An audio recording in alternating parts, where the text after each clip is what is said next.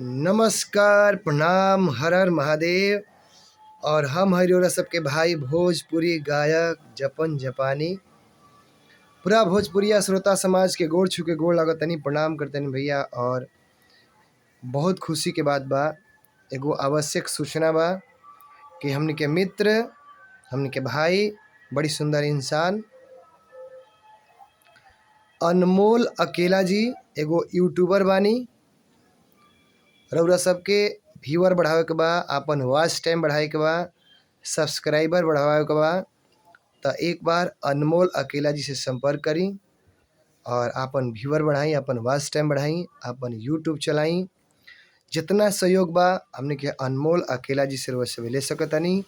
और आपन प्यार दुलार यही देते रही अनमोल अकेला जी के, और आपन सब्सक्राइबर भी बढ़वाई, अपन यूट्यूब चैनल के आगे बढ़वाई।